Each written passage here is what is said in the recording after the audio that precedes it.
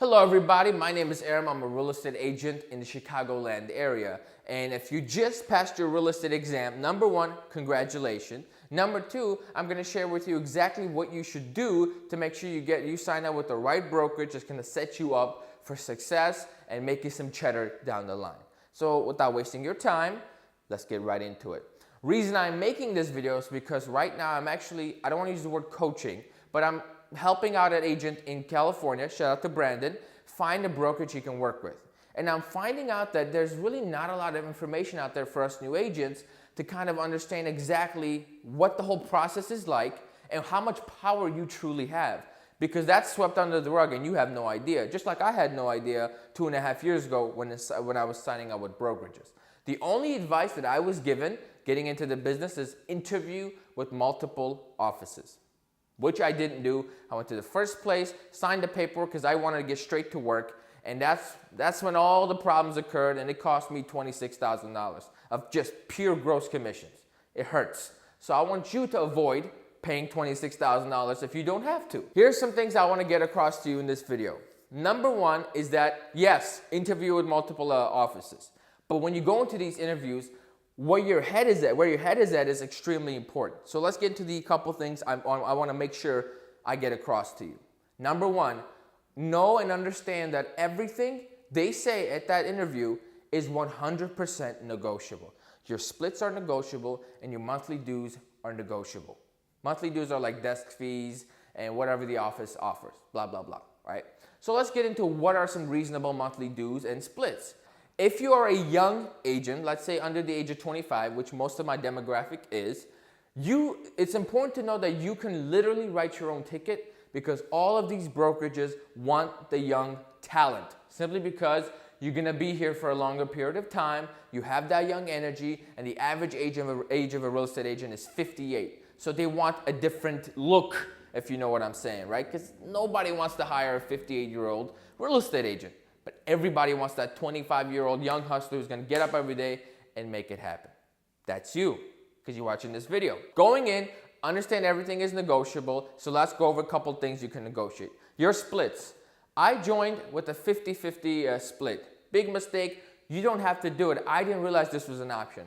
Almost everywhere you go, you should be able to get a 70-30 split negotiated for yourself. Okay, just go in saying that is my bottom line. I'm not going anywhere but 70-30, and I promise you, you're gonna get it. If you find an office that's just perfect or a team that's 60-40, that's also not bad. But 70-30 is a very, very good starting point for you. Something that you wanna ask every office you interview with is what their franchise or royalty fees are. You see, a lot of these big brands like Remax, Baird & Warner, Coldwell Banker, Keller Williams, they're franchises. So there's a franchise fee associated with that office. And guess who pays that? You do, every single time. With my old office, it was a 6% royalty. 6% franchise fee. So not only was I on a 50-50 split, but I was also paying 6% of the whole commission first to the franchise and then splitting the rest. Ask them what that is. Some places may not have it. Like for example, in this office, the broker owner pays that for me. So even though there is a franchise fee, I personally do not pay, so I have a flat split. So for you, if you are gonna pay it, it's even more important to get that 70-30 split so you can actually make some money when you sell a house.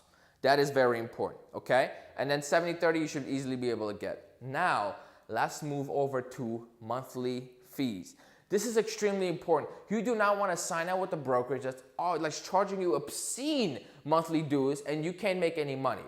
Because you have to understand, the first 3 to 6 months are gonna be rough. You might not make a penny, but if you're spending $500 a month or $300 a month in just monthly dues, not marketing, you're gonna go broke and not even have an opportunity to succeed. And that's very important that I get that message across to you. You want your monthly dues around $100, try to keep them lower if you can. First though, ask what the hell your monthly dues are paying for. Sometimes you find out you ain't paying for nothing. And that's a problem. The agent I was working with in California, the rates that he was seeing, at least at this time, was $85 up to $150. So some things that you definitely want to make sure is included in your monthly dues are professional photos, so you don't have to pay for them, signs that they cover the actual sign, and brochures. 3 things. E&O insurance, 4 things, and obviously a desk. You need somewhere to work. Make sure, of course, they don't nickel and dime you by charging you for copies or printing any of that BS, which most offices don't even do anymore. This is a RE/MAX office. They don't charge us a penny for printing. But then this is a very unique. Anyway, so make sure you find out exactly what is covered in your monthly fees and what are the benefits you're going to get for paying that monthly fee. My first office, they did offer a lot in terms of, like, they offer photos, signs, brochures, E&O insurance, a desk, Wi-Fi, unlimited printing for $85 a month. I think most places will offer the same thing. Just make sure they do.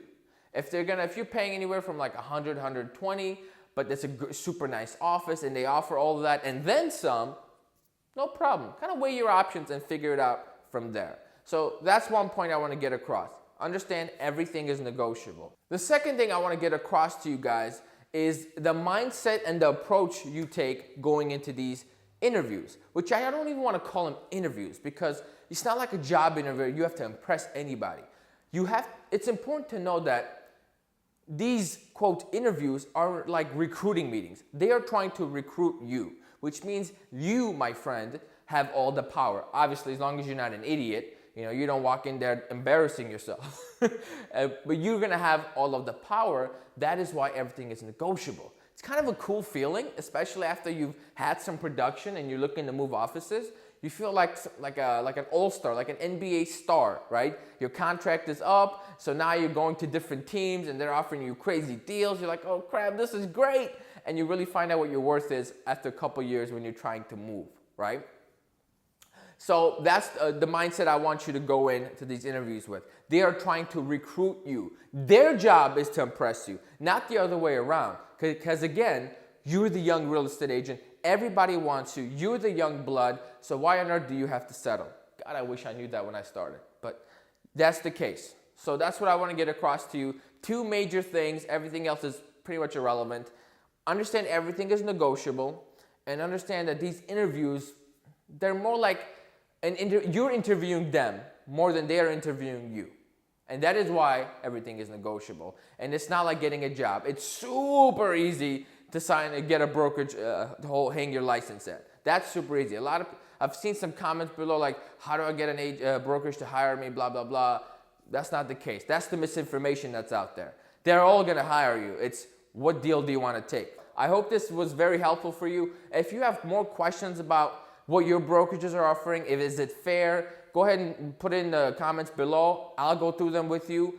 Maybe we get on a phone call, Instagram, whatever the case is, and we figure it out. Because I want to make sure nobody takes advantage of my good subscribers, because you guys don't deserve that crap in your life. Thank you for watching and have a great day.